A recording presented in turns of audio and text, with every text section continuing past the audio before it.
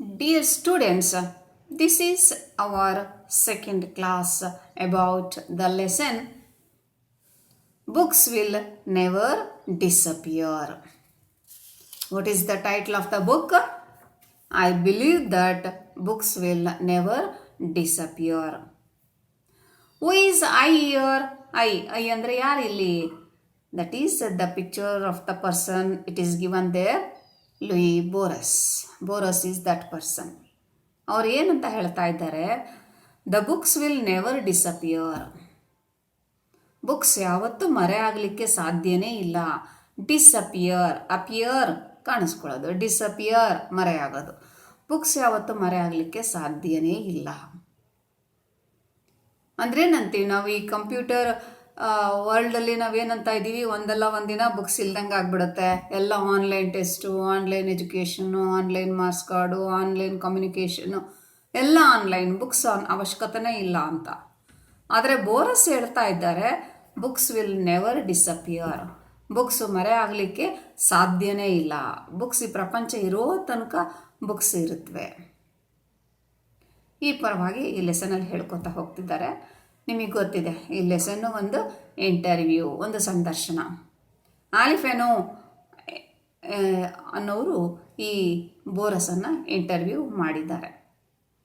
ನೀವು ಲಾಸ್ಟ್ ಕ್ಲಾಸಲ್ಲಿ ನೋಡಿದ್ರಿ, the first book read by Borges was fairy tales by Grimm. And he was educated by his father's library. His mother was Donna Lenore. She was an intelligent woman, a gracious woman. But Boris, he was guilty of not giving her deserved happiness. And then what does Boris say about blindness? Blindness. I accept blindness. ಗೊತ್ತಿದೆ ನಿಮಗೆ, ಬೋರಸ್ ಒಬ್ಬ ಕುರುಡ್ರು, blind. ಆಲಿಫೆನೋ ಕೇಳ್ತಾರೆ, blindness ಅಂದರೆ ಏನು? Yes, I accept blindness. That is given by God. ದೇವರು ನನಗೇನು ಕೊಟ್ಟಿದ್ದಾನೆ, ಕುರುಡ ಆಗಿದೆ, ನಾನು ಒಪ್ಕೊಳ್ತೀನಿ ಅದನ್ನು. I accept this blindness and I enjoy like other persons. Then Borges says, now also I buy books. ನಾನು ಬುಕ್ಸನ್ನು ಕೊಂಡ್ಕೋತೀನಿ. I have my own collection in my home. ನನ್ನ ಮನೆಯಲ್ಲಿ ನನ್ನದೇ ಆದ ಲೈಬ್ರರಿ ಇದೆ, ಬುಕ್ಸನ್ನು ಕೊಂಡ್ಕೋತೀನಿ. You see, I am blind. ನಾನು ಕುರುಡ, ಆದರೂ ಕೂಡ ನಮ್ಮ ಮನೆಯಲ್ಲಿ ನನ್ನದೇ ಆದ ಲೈಬ್ರರಿ ಇದೆ. ನಾನು ಆ ಬುಕ್ಸನ್ನು ಓದಲಿಕ್ಕೆ ಸಾಧ್ಯ ಇಲ್ಲ, ಆದರೂ ಕೂಡ ನಾನು ಬುಕ್ಸನ್ನು ಕೊಂಡ್ಕೋತೀನಿ, ಕಲೆಕ್ಟ್ ಮಾಡ್ಕೋತೀನಿ. ಸೊ ಅಲ್ಲಿಗೆ ನಾವು ಮೊದಲನೇ ಕ್ಲಾಸನ್ನು ನಿಲ್ಲಿಸಿದ್ವಿ. ಈಗ ಅಲ್ಲಿಂದ ಕಂಟಿನ್ಯೂ ಮಾಡಿ page number 82. Alifano. There is a theme I would like us to speak about, the theme of books. ಆಲಿಫೆನೋ ಒಂದು ಕ್ವೆಶನ್ ಕೇಳ್ತಾರೆ, ಬೋರಸ್ ನನಗೆ ಒಂದು ಕ್ವೆಶನ್ ಇದೆ, ಥೀಮ್ ಆಫ್ ಬುಕ್ಸ್ ಬಗ್ಗೆ ನಾನು ಮಾತಾಡಬೇಕು. ಅಂದರೆ ಬುಕ್ಕಲ್ಲಿ ಮಾತಾಡ್ಬೇಕಾದ್ರೆ ಒಂದು ವಸ್ತು ಇರುತ್ತೆ, ಒಂದು ಥೀಮ್ ಬಗ್ಗೆ ಮಾತಾಡ್ತಾ ಇರ್ತಾರೆ, ಅದ್ರ ಬಗ್ಗೆ. Borges, well, last night in fact I had a very strange dream. Last night I had a dream. ನನಗೆ ರಾತ್ರಿ ಒಂದು ಕನಸು ಬಿತ್ತು ನನಗೆ, dream. I dreamed of the burning of a great library which I believe may have been the Library of Alexandria with its countless volumes attacked by flames. Yesterday in my dream, you see, what did I see? ನೆನ್ನೆ ನನಗೆ ರಾತ್ರಿ ಕನಸು ಬಿತ್ತು. ಆ ಕನಸಲ್ಲಿ ನಾನು ಏನು ನೋಡಿದೆ ಗೊತ್ತಾ? Library of Alexandria. ಅದನ್ನು ಅಂಡರ್ಲೈನ್ ಮಾಡಿ, 1 ಮಾರ್ಕ್ ಕ್ವೆಶನ್ ಅದು. Name the library, name the biggest library which is mentioned by Borges. Borges ಹೇಳಿದ ಲೈಬ್ರರಿ ಯಾವುದು? Alexandria, library of Alexandria. Borges ಹೇಳ್ತಾರೆ, ನನ್ನ ಕನಸಲ್ಲಿ ಲೈಬ್ರರಿ ಇದೆಯಲ್ಲ, Alexandria library, the large volumes of books were burning. Burn ಅಂದರೆ ಸುಡೋದು, flame ಅಂದರೆ ಜ್ವಾಲೆ, ಉರಿ. ನನ್ನ ಕನಸಲ್ಲಿ ನೆನ್ನೆ ರಾತ್ರಿ ನನ್ನ ಕನಸಲ್ಲಿ ಏನಾಯಿತು ಅಂತ ಹೇಳಿದ್ರೆ, ಅಲೆಕ್ಸಾಂಡರ್ ಲೈಬ್ರರಿನಲ್ಲಿ ಇರ್ತಕ್ಕಂಥ ಬುಕ್ಸ್ ಎಲ್ಲ ಉರಿದು ಹೋಗ್ತಾ ಇವೆ, ಬೆಂಕಿ ಹೊತ್ಕೊಂಡ್ಬಿಟ್ಟಿದೆ. ನೆನ್ನೆ ನನ್ನ ಕನಸಲ್ಲಿ ಬಂತು. Do you believe this dream may have some meaning? Borges ಕೇಳ್ತಾರೆ. ಹಾಗಾದರೆ ಈ ಕನಸಿಗೆ ಏನಾದರೂ ಅರ್ಥ ಇದೆಯಾ? Has this dream a meaning? ನಾವು ಅನ್ಕೋತೀವಿ ನಮಗೆ ಕನಸು ಯಾಕೆ ಬೀಳುತ್ತೆ ಅಂತ ಹೇಳಿದ್ರೆ ಒಬ್ಬೊಬ್ಬರು ಒಂದೊಂದು ರೀತಿ ಉತ್ತರ ಕೊಡ್ತಾರೆ. ನಾವೇನು ಆಸೆ ಪಡ್ತಾ ಇರ್ತೀವೋ, ನಮಗೇನು ಬೇಕಿರುತ್ತೋ ಅದು ಕನಸಿನ ರೂಪದಲ್ಲಿ ಕನಸಲ್ಲಿ ಕಾಣಿಸ್ಕೊಳ್ಳುತ್ತೆ, ಬರುತ್ತೆ ಅಂತ ಒಂದು. ನಾವು ಯಾವುದ್ರ ಬಗ್ಗೆ ಹೆದರ್ಕೋತೀವೋ, ಭಯ ಇರುತ್ತೋ, ಅದೇನೋ ಕನಸಲ್ಲಿ ಬಂದಂಗೆ ಆಗುತ್ತೆ ಅಂತ.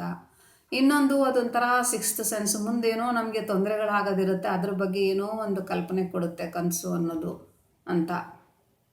ನಾವು ಕೆಲವರಂತೆ ಬೆಳಗಿನ ಜಾವ ಕನಸು ಬೀಳುತ್ತಲ್ಲ ಅದು ನಿಜ ಆಗುತ್ತೆ ಅಂತ.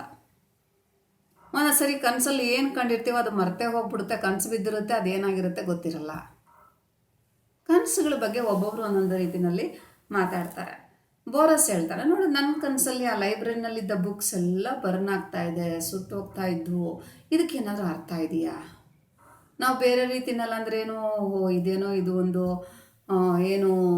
ಒಂದು ಏನೋ ಸೂಕ್ಷ್ಮ ಕೊಟ್ಟಿದೆ, ಲೈಬ್ರರಿಗೆ ಏನೋ ಆಗುತ್ತೇನೋ ಅಂತ ಕೆಲವು ಸರಿ ಅನ್ಕೋತೀವಿ. ನಾವು ನಮ್ಮ ಹತ್ರದಲ್ಲಿ ಇರೋರಿಗೆ ಯಾರಿಗೋ ತೊಂದರೆ ಆದರೆ ನನಗದು ಸಿಕ್ಸ್ತ್ ಸೆನ್ಸಲ್ಲಿ ಗೊತ್ತಾಗುತ್ತೆ, ಕನಸಲ್ಲಿ ಬರುತ್ತೆ ಅಂತ. ಹಾಗಿರ್ಬೋದಾ? Elephant. Perhaps, Boris. Could it be that you owe your readers a book on the history of the book? Have you ever thought of writing such a book? Boris, do you write a book on a book? ಈಗ ಒಬ್ಬರು book ಬರೀತಾರೆ, ಆ book ಮೇಲೆ ಇನ್ನೊಬ್ಬರು book, ನಾವು ವಿಮರ್ಶೆ ಅಂತೀವಲ್ಲ, ಟೀಕೆ ಅಂತ ಹೇಳ್ತೀವಲ್ಲ, ವಿಮರ್ಶೆ ಮಾಡೋದು ವಿಮರ್ಶಾತ್ಮಕ ಕೃತಿ ಅಂತ. Do write a book on the theme of a book? ಒಬ್ಬರು ಬುಕ್ ಬರೆದಿದ್ದಾರೆ, ಅವ್ರು ಬರೆದಿರೋ ಥೀಮ್ ಬಗ್ಗೆ ಇನ್ನೊಂದು ಬುಕ್ ಬರೀತೀರಿ. Boris, dear me, no. But it is an excellent idea. It would be wonderful to write a history of a book. It is so wonderful. I don't write such books. ನಾನು ಅಂಥ ಬುಕ್ಕನ್ನು ಬರೆಯಲ್ಲ. But it is so wonderful. Write a book about a book. ಒಂದು ಬರೆದಿರೋ ಬುಕ್ಕಿನ ಮೇಲೆ ಇನ್ನೊಂದು book ಬರೆಯೋದು. It is wonderful. I shall keep it in my mind. Although I don't know if an 83-year-old man can set such a project for himself. I keep it in my ಮನಸ್ಸಲ್ಲಿ ಇಟ್ಕೋತೀನಿ ಬಿಡಿ. ನೀವು ಕೇಳಿದ್ರಲ್ಲ book ಮೇಲೆ book ಬರೀರಿ ಅಂತೇಳಿ. Okay, I keep in my mind. ನನ್ನ ಮೈಂಡಲ್ಲಿ ಇಟ್ಕೋತೀನಿ, ನನ್ನ ತಲೆನಲ್ಲಿ ಇಟ್ಕೋತೀನಿ. 83-year-old ಇಂಟರ್ವ್ಯೂ ಆದಾಗ ಬೋರಸ್ಗೆ 83 ವರ್ಷ. 83 ವರ್ಷ ವಯಸ್ಸು. 83 ವರ್ಷದಲ್ಲೂ ನಾನು ಅದನ್ನು ನನ್ನ ಮನಸ್ಸಲ್ಲಿ ಇಟ್ಕೋತೀನಿ. ಬುಕ್ ಮೇಲೆ ಬುಕ್ ಬರೆಯೋಣ. However, I now remember that Spengler, in his Decline of the West, predates my attempt, for in it he writes remarkable comments on books. ಸ್ಪೆಂಗ್ಲರ್ ಅಂತ ರೈಟರ್. ಆತ ಆಗಲೇ ನನಗಿಂತ ಮುಂಚೆ ಅಟೆಂಪ್ಟ್ ಮಾಡಿಬಿಟ್ಟಿದ್ದಾನೆ, ಪ್ರಯತ್ನ ಮಾಡಿದ್ದಾನೆ. ಆತ ಬರೆದಿರೋ book decline of the west. ಅದನ್ನು ಅಂಡರ್ಲೈನ್ ಮಾಡಿ. 1 mark question. Name the book written by Spengler. Decline of the west ಅಥವಾ decline of the west. This book is written by Spengler. ಹಾಗಾದ್ರೂ ಕೊಡ್ಬೋದು, ಹೀಗಾದ್ರೂ ಕೊಡಬೇಕು. ಸೊ ಇಲ್ಲಿ ಬೋರಸ್ ಹೇಳ್ತಾನೆ, ಈ ಪ್ರಯತ್ನ ಆಗಲೇ ಮಾಡಿಬಿಟ್ಟಿದ್ದಾನೆ ಸ್ಪೆಂಗ್ಲರ್. ಅವನು ಬರೆದಿರ್ತಕ್ಕಂಥ book decline of the west, ಅದರಲ್ಲಿ ಬುಕ್ಸ್ ಬಗ್ಗೆ ಹೇಳ್ಕೋತಾ ಹೋಗಿದ್ದಾನೆ. So decline of the west. West ಅಂದ್ರೇನು? ವೆಸ್ಟರ್ನ್ ಕಂಟ್ರೀಸ್, ಈಸ್ಟರ್ನ್ ಕಂಟ್ರೀಸ್ ಅಂತ ಹೇಳ್ತೀವಲ್ಲ, ದೇಶಗಳು, ಅದ್ರ ಬಗ್ಗೆ. ಆಲಿಫೆನೋ. In one of your essays, you quote the words of Bernard Shaw. In your essay ಅಂದರೆ ಪ್ರಬಂಧ. ನಿಮ್ಮ ಪ್ರಬಂಧದಲ್ಲಿ ಹೇಳಿದ್ರಿ, ಬರ್ನಾರ್ಡ್ ಶಾ ಬಗ್ಗೆ ಹೇಳಿದ್ದೀರಾ. Every book worth being reread has been written by the Spirit. Every book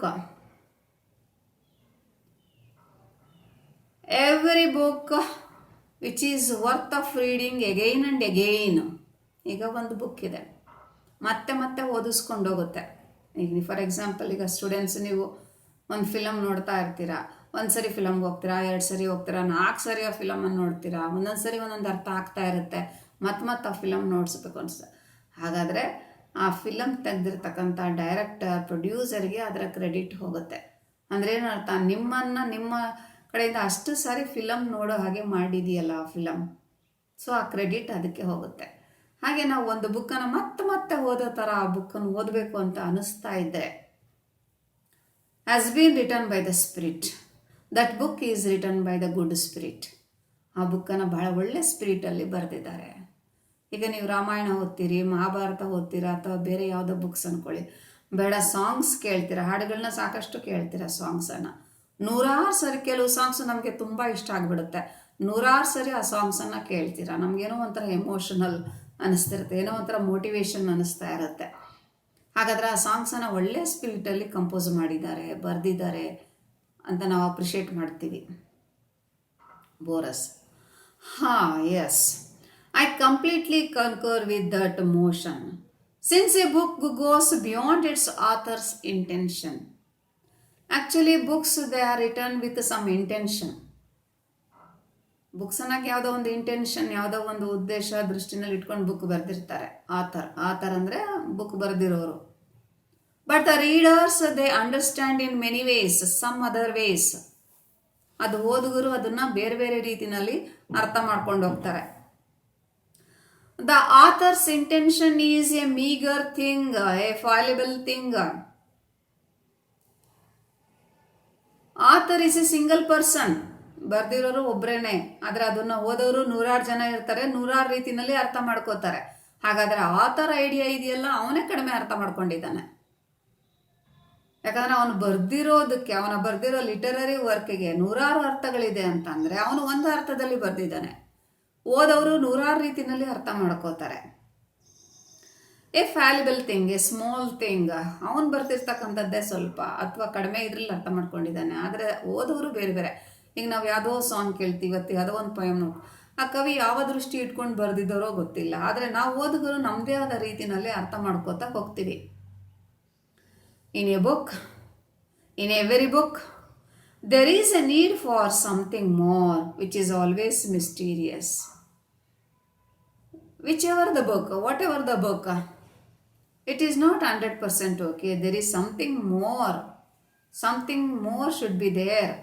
ನೀವು ಯಾವುದೇ ಬುಕ್ ತಗೊಳ್ಳಿ, ಯಾವುದೇ ಬುಕ್ಕನ್ನು ಓದಿ, ಅದು ಪೂರ್ತಿ ಅನಿಸಲ್ಲ. ಅಲ್ಲೇನೋ ಕೆಲವು ಬಿಟ್ಬಿಟ್ಟಿದ್ದಾರೆ, ಇನ್ನೂ ಪೂರ್ತಿ ಮಾಡಬೇಕಿತ್ತು, ಇಲ್ಲ ಇದನ್ನು ಹಿಂಗೆ ಬರಿಬೋದಾಗಿತ್ತು, ಇಲ್ಲ ಇದು ಈ ರೀತಿ ಸರಿ ಇಲ್ಲ, ಎಂಡಿಂಗ್ ಹೀಗಿರಬೇಕಿತ್ತು, ಹಾಗಿರಬೇಕಿತ್ತು.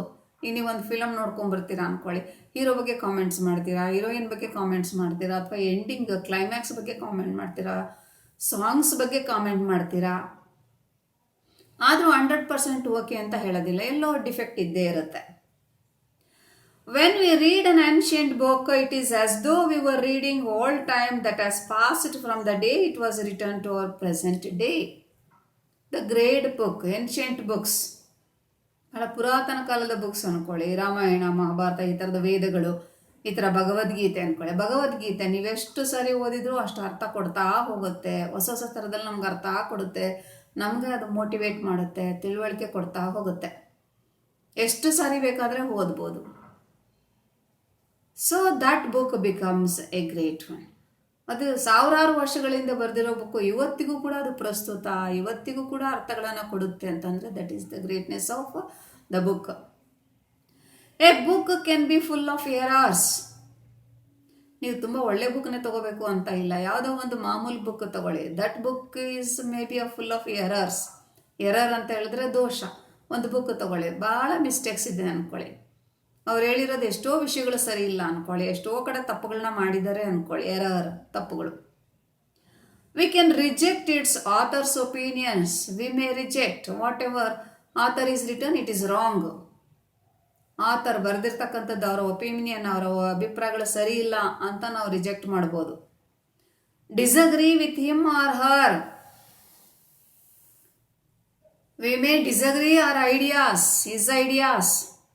ಅವ್ರ ಬುಕ್ಕಲ್ಲಿ ಬರೆದಿರೋ ಐಡಿಯಾಸ್ಗೆ ನಮ್ಗೆ ಒಪ್ಪಿಗೆ ಇಲ್ಲ. But the book always retains something sacred, something mortal, something magical which brings happiness. But still the book remains something. ಅಷ್ಟೆಲ್ಲ ನಾವೆಷ್ಟೇ ಬೈಕೊಂಡ್ರೂ ಕೂಡ ಆ ಬುಕ್ಕಲ್ಲೂ ಏನೋ ಇದೆ. ನೀವು ಯಾವುದೋ ಅಂದ್ಕೊಳ್ಳಿ, ಒಂದು ಫಿಲಮ್ ನೋಡಿ ಬಂದರೆ ಅಂದರೆ ಬೈಕೋತೀರಾ, ಟಿಕೆಟ್ ತೊಗೊಂಡಿದ್ದೆ ವೇಸ್ಟು, ಫಿಲಮ್ ಸರಿ ಇಲ್ಲ.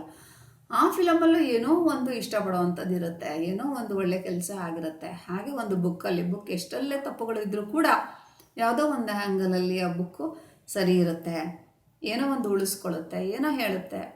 ಸೆಕ್ರೆಡ್ ಯಾವುದೋ ಒಳ್ಳೆಯದನ್ನು ಹೇಳುತ್ತೆ. ಈಗ ಒಂದು ಬುಕ್ ತುಂಬ ಬೋರ್ ಆಗ್ತಿದೆ ಅಂದ್ಕೊಳ್ಳಿ, ಈಗ ಈ ಲೆಸನ್ ನಿಮಗೆ ತುಂಬ ಬೋರ್ ಆಗ್ತಾ ಇದೆ ಅಂದ್ಕೊಳ್ಳಿ, ಅವ್ರು ಯಾವುದೋ ಡಿಫ್ರೆಂಟ್ ಥೀಮನ್ನು ಹೇಳ್ತಾ ಹೋಗ್ತಿದ್ದಾರೆ ಅಂತ ಅರ್ಥ. ಅದು ಕೆಟ್ಟದ್ದಲ್ಲ, ಯಾವುದೋ ಬೇಕಾಗಿರೋದನ್ನೇ ಹೇಳ್ತಾ ಇದ್ದಾರೆ.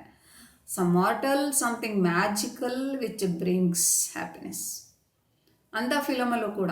ಈಗ ಫಾರ್ ಎಕ್ಸಾಂಪಲ್ 100% ಒಂದು ಫಿಲಮ್ ಓಕೆ ಆಗದೆ ಇದ್ರೂ ಕೂಡ ನೀವೆಲ್ಲೂ ಒಂದಿಷ್ಟು ಎಂಜಾಯ್ ಮಾಡ್ತೀರಾ. ಅಲ್ಲೇನೋ ತುಂಬ ಜೋಕ್ ಇದೆ, ಕಾಮಿಡಿ ಇದೆ ಅಂದ್ಕೊಳ್ಳಿ, ಅಲ್ಲಿ ನಕ್ಕಿರ್ತೀರ. ಬೇಡ ಅಲ್ಲಿ ಫೋಟೋಗ್ರಫಿ ತುಂಬ ಚೆನ್ನಾಗಿದೆಯಾ, ಅದನ್ನು enjoy ಮಾಡಿರ್ತೀರ.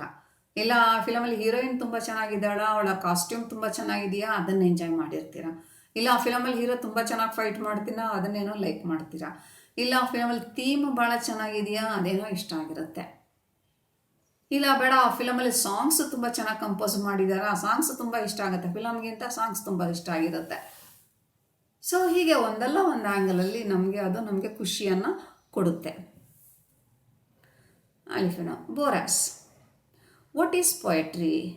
How do you define it? Now, Alifino asks another question about poetry. ಏನು ಪೊಯೆಟ್ರಿ ಅಂದ್ರೇನು? ಈಗ ಒಂದು ಪದ್ಯ ಇದ್ದರೆ ಅದನ್ನು ಎ ಪೊಯಮ್ ಅಂತ ಹೇಳ್ತೀವಿ, ಇಸಂಟ್ ಇಟ್? ಪೊಯಮ್ಸ್ ಪದ್ಯಗಳು ಅಂತೀವಿ. ಪ್ರೋಸ್ ಪೊಯೆಟ್ರಿ ಮೊದಲೆಲ್ಲ ಇರ್ತಾಯಿತ್ತು, detail non detail text book ಅಂತ. Poems collection of poems called poetry ಕಾವ್ಯ ಪದ್ಯಗಳು, ಇವುಗಳನ್ನ ನಾವು ಪೊಯೆಟ್ರಿ ಅಂತ ಹೇಳ್ತೀವಿ. ಪೊಯಮ್ಸ್ ಈಗ ನಿಮ್ಮ ಟೆಕ್ಸ್ಟ್ ಬುಕ್ಕಲ್ಲಿ ಎಷ್ಟು ಪೊಯಮ್ಸ್ ಇರೋದು? 5, 6 ಎಷ್ಟು ಪೊಯಮ್ಸ್ ಇದೆ ಅದಾಗತ್ತೆ. ಆ ಎಲ್ಲ ಪೊಯಮ್ಸನ್ನು ಒಂದು ಕಡೆ ಕೊಟ್ಟರೆ ಅದು ಪೊಯೆಟ್ರಿ ಸೆಕ್ಷನ್ ಆಗುತ್ತೆ, ಪದ್ಯ ಭಾಗ ಆಗುತ್ತೆ. So what is poetry? How do you define it? Define ಅಂದರೆ ಡೆಫಿನೇಷನ್. ನೀನು ಅದಕ್ಕೆ ಹೆಂಗೆ ವ್ಯಾಖ್ಯೆ ಕೊಡ್ತೀಯಾ, ಏನು ಡಿಫಿನೇಷನ್ ಕೊಡ್ತೀಯಾ? Borges, I believe that poetry is something so intimate, so essential that it cannot be defined without oversimplifying it. What is poetry according to Boras? It is something so intimate. ಈಗ ನಿಮಗೆ ಒಂದು ಇಡೀ ಒಂದು book ಓದಿ ಅಂದರೆ ಇಷ್ಟ ಆಗಲ್ಲ, ಅದ್ರ ಬದಲು ಒಂದು ಒಳ್ಳೆ ಸಾಂಗ್ ಕೇಳಿ ಅಂದರೆ ತುಂಬ ಇಷ್ಟ ಆಗ್ಬಿಡುತ್ತೆ. ಈಗ ನೀವು ಸ್ಟೇಜ್ ಮೇಲೆ ಎಲ್ಲಾದರೂ ಗುರುತಿಸ್ಕೋಬೇಕು ಅಂತ ಹೇಳಿದ್ರೆ ಒಂದು ಒಳ್ಳೆ ಹಾಡು ಹೇಳ್ಬಿಟ್ರೆ, ಚೆನ್ನಾಗಿ ಹಾಡು ಹೇಳ್ಬಿಟ್ರೆ ಬೇಗ ಗುರುತಿಸ್ಕೊಂಡ್ಬಿಡ್ತೀರ. ಏನೇನೋ ಸಾಧನೆ ಮಾಡಿರೋರಿಗಿಂತ ಹೆಚ್ಚಾಗಬೇಕಾದ್ರೆ ಗುರುತಿಸ್ಕೊಂಡ್ಬಿಡ್ತೀರ ನೀವು ಭಾಳ ಚೆನ್ನಾಗಿ ಹಾಡು ಹೇಳ್ಬಿಟ್ರೆ.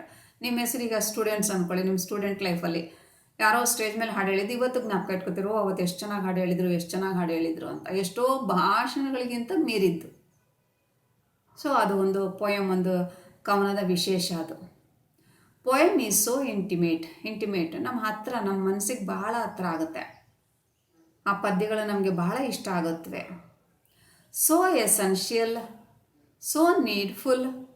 ಒಬ್ಬ ಕವಿ ಭಾಳ ಒಳ್ಳೆ ಕವಿ ಆಗಿಬಿಡುತ್ತೆ. ಒಂದು ಒಳ್ಳೆ ಪದ್ಯ ಬರೀತಾ ಇದ್ದಾರೆ ಅಂದರೆ ಅವರು ಭಾಳ ಎಫಿಷಿಯೆಂಟ್ ಪೊಯೆಟ್ ಆಗಿರ್ತಾರೆ. That it cannot be defined without over simplifying it. We cannot define A poem. ಒಂದು ಪದ್ಯವನ್ನು ನಾವು ಅಷ್ಟು ಸುಲಭವಾಗಿ ಡಿಫೈನ್ ಮಾಡೋಕ್ಕಾಗಲ್ಲ. ಡಿಫೈನ್ ಅಂದರೆ ಯಾಕೆ ಮಾಡಿ, ಈಗ ಒಂದು ಕಥೆನ ಸುಲಭವಾಗಿ ಹೇಳ್ಕೊಂಡು ಹೋಗ್ಬಿಡ್ಬೋದು, ಇಸಂಟ್ ಇಟ್? ಅದೇ ಒಂದು ಪದ್ಯ ಆದರೆ ಅದನ್ನು ಸಿಂಪಲ್ ಮಾಡಿ ಎಕ್ಸ್ಪ್ಲೈನ್ ಮಾಡಬೇಕಾಗತ್ತೆ. ಯಾಕಂದರೆ ಅದರಲ್ಲಿ ಬಂದಿರತಕ್ಕಂಥ ಒಂದು ತೂಕದ ಶಬ್ದಗಳಿರುತ್ತೆ, ಅವನ್ನೆಲ್ಲ ಬಿಡಿಸಿ ಓವರ್ ಸಿಂಪ್ಲಿಫೈ ಮಾಡಿಕೊಂಡು ನಾವು ಅರ್ಥ ಮಾಡ್ಕೋಬೇಕಾಗತ್ತೆ. So we understand poetry only by over simplifying them. ಅವನ್ನ ಸಿಂಪ್ಲಿಫೈ ಮಾಡಿ ನಾವು ಅರ್ಥ ಮಾಡ್ಕೋಬೇಕು ಒಂದು ಪದ್ಯನ. ನೀವು ಕ್ಲಾಸಲ್ಲಿ ಹಳೆಗನ್ನಡ ಪದ್ಯಗಳನ್ನ ಕೇಳ್ತೀರ, ಹಳೆಗನ್ನಡದಲ್ಲಿ ಎಷ್ಟು ಹಳೆಗನ್ನಡ ಸೇರಿಕೊಂಡಿರುತ್ತೆ, ಅದು ಅರ್ಥನೇ ಆಗೋದಿಲ್ಲ. ಎಷ್ಟು ಸರಿ ಓದಿದ್ರೂ ಅರ್ಥ ಆಗಲ್ಲ. ನಿಮಗೆ ಟೀಚರ್ಸ್ ಅದು ಹಳೆಗನ್ನಡ ಹೊಸಗನ್ನಡಕ್ಕೆ ತಂದು ಬಿಡಿಸಿ ಹೇಳ್ತಾ ಹೋದಂಗೆಲ್ಲ ಅರ್ಥ ಆಗುತ್ತೆ. ಸೊ ಒಂದು ಪದ್ಯ ಅಂದರೆ ಅದನ್ನು ಸಿಂಪ್ಲಿಫೈ ಮಾಡಿದ್ರೆ ಮಾತ್ರ ಅರ್ಥ ಆಗುತ್ತೆ. It would be like attempting to define the color yellow, love and the fall of leaves in the atom. For example, ಈಗ ಕವಿ ಒಬ್ಬರು ಒಂದು ಪದ್ಯವನ್ನು ಬರೀತಾರೆ. ಬರೆದಾಗ ಅದರಲ್ಲಿ ಏನಿದೆ, ಏನು ಭಾಳ ಸಿಂಪಲ್ಲಾಗಿದೆ ಅನಿಸುತ್ತೆ. ಅದಕ್ಕೆ ಒಬ್ಬ ಒಳ್ಳೆ ಚೆನ್ನಾಗಿ ಕಂಪೋಸ್ ಮಾಡಿ ರಚನೆ ಮಾಡಿ ಚೆನ್ನಾಗಿ ಅದಕ್ಕೆ ರಿದಮಿಕ್ಕಾಗಿ ಹಾಡು ಹೇಳ್ಬಿಟ್ಟ ಅಂತ ಹೇಳಿದ್ರೆ ನಮಗೆ ನಂಬಕ್ಕೆ ಆಗೋದಿಲ್ಲ. ಆ ಪದ್ಯನ ಹಾಡು ಅಷ್ಟು ಚೆನ್ನಾಗಿ ಬಂದಿದೆಯಾ ಅಂತ ಅನಿಸುತ್ತೆ. ಹಾಗೆ ಪದ್ಯ ಹೇಗಿದೆ ಅಂತಂದರೆ ಹೇಳೋಕ್ಕಾಗಲ್ಲ, ಚೆನ್ನಾಗಿದೆಯಾ ಇಲ್ವಾ ಅಂತ ಹೇಳೋಕ್ಕಾಗಲ್ಲ. ಹೇಗಂದರೆ ಫಾರ್ ಎಕ್ಸಾಂಪಲ್ ಈಗ ಕಲರ್ ಎಲ್ಲೋ ಅಂದ್ಕೊಳ್ಳಿ, ಹಳದಿ ಬಣ್ಣ. ಹಳದಿ ಬಣ್ಣ ಹೇಗಿರುತ್ತೆ ಅಂತ ಕೇಳಿದ್ರೆ ಏನು ಉತ್ತರ ಕೊಡ್ತೀರ? ಹಳದಿ ಅಂದರೆ ಹೇಗೆ? ಸಂಖ್ಯೆ ಥರ ಇರುತ್ತಾ, ಸೂರ್ಯನ ಥರ ಇರುತ್ತಾ? ಏನೋ ಹೋಲಿಕೆಗಳನ್ನ ಕೊಡ್ಬೋದು. ಆದರೆ ಎಲ್ಲೋ ಕಲರ್ ಹೇಗಿರುತ್ತೆ ಉತ್ತರ ಕೊಡೋಕ್ಕಾಗಲ್ಲ.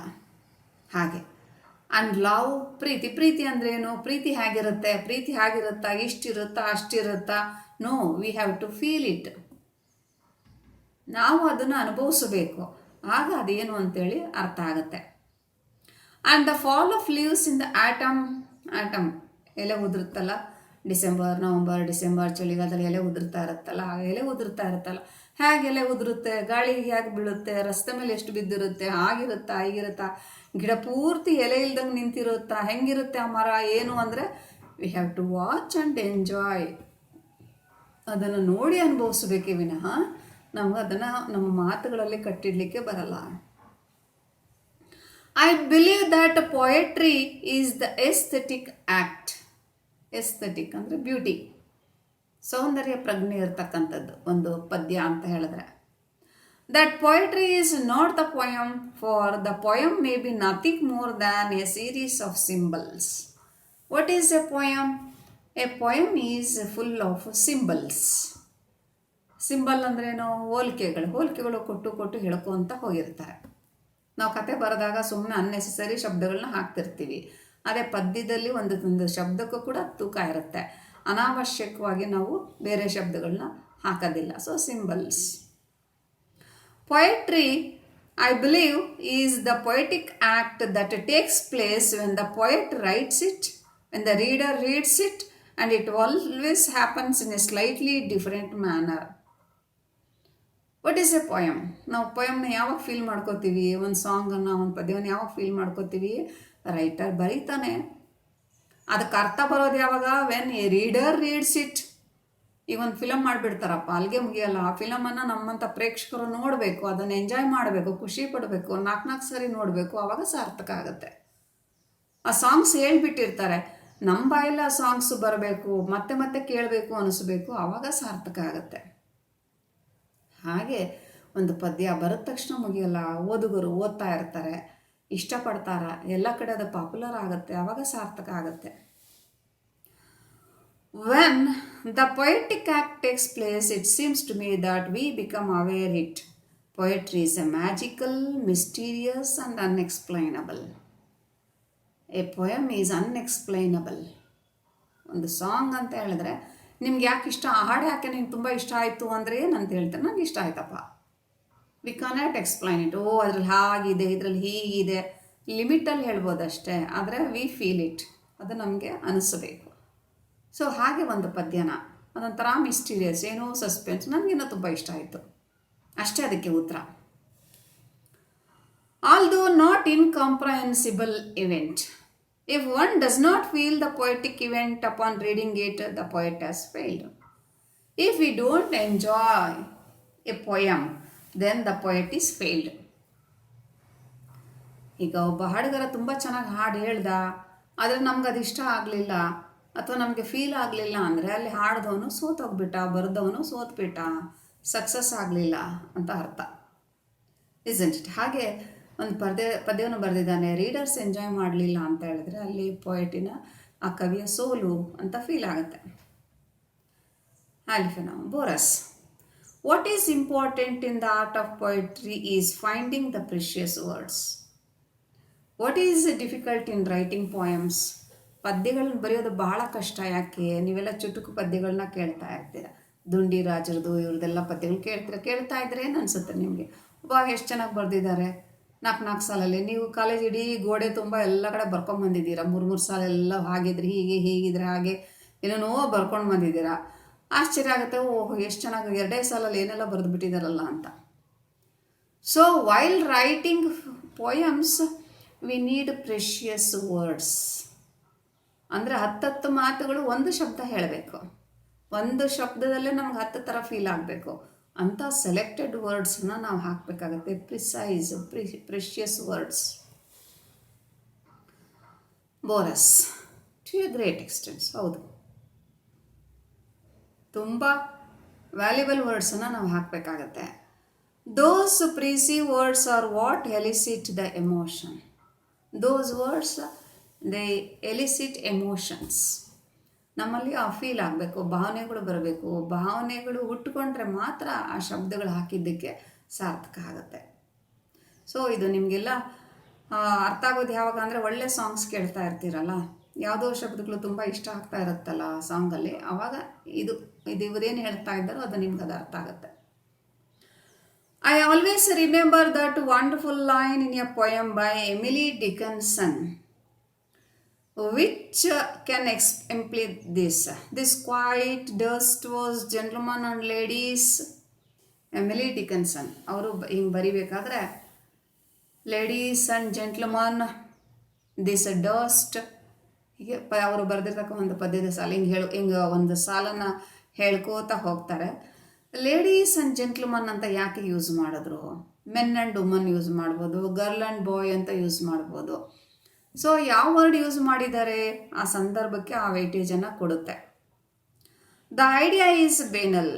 The idea of dust, the dust of death. ಇಲ್ಲಿ ಡಸ್ಟ್ ಧೂಳು, ಧೂಳು ಅಂದರೆ ಸಾವು ಅಂತ ಅರ್ಥ. Death is a cliche, but what surprises is the phrase gentlemen and ladies. Dust, death ಅದೆಲ್ಲ ಬಿಟ್ಟಾಕಿ ಜೆಂಟ್ಲ್ಮನ್ ಆ್ಯಂಡ್ ಲೇಡೀಸ್ ಅಂತ ಯಾಕೆ ಯೂಸ್ ಮಾಡಿದ್ರು? Which gives the magic and poetic quality. ಹೇಗೆ ಆ ಸಾವು ಅನ್ನೋದು ಹೇಗೆ ಬಂತು? Gentlemen, ladies. ಸೊ ಫಾರಿನಲ್ಲಿ ಜೆಂಟ್ಲ್ಮನ್ ಆ್ಯಂಡ್ ಲೇಡೀಸ್ ಅನ್ನೋ ವರ್ಡನ್ನು ಯಾವ ಯೂಸ್ ಮಾಡ್ತಾರೆ ಅಂದರೆ ನೋಬಲ್ ರಾಯಲ್ ಫ್ಯಾಮಿಲೀಸ್ಗೆ ಯೂಸ್ ಮಾಡ್ತಾರೆ. ರಾಜಮನೆತನದ ಹೆಣ್ಣು ಮಕ್ಕಳಿಗೆ, ಗಂಡು ಮಕ್ಕಳಿಗೆ ಆ ಥರ ಲೇಡೀಸ್ ಜೆಂಟ್ಲ್ಮನ್ ಅನ್ನೋ ವರ್ಡ್ ಯೂಸ್ ಮಾಡ್ತಾರೆ. ಸಾವು ಹೇಗೆ ಬರ್ತಾ ಇತ್ತು ಅಂದರೆ just gentleman. With respect the death comes and catches. ಅಷ್ಟು ಗಾಂಭೀರ್ಯದಿಂದ ಸಾವು ಬಂತು, ಸಾವು ಅವನನ್ನು ಕರ್ಕೊಂಡು ಹೋಯಿತು ಅನ್ನೋ ರೀತಿಯಲ್ಲಿ. If she had return men and woman it would have failed as poetry. Men and woman ಅಂತ ಎಮಿಲಿ ಡಿಕನ್ಸನ್ ಯೂಸ್ ಮಾಡಿದರೆ not successful. It would have been trivial. Trivial means ಸಿಲಿ.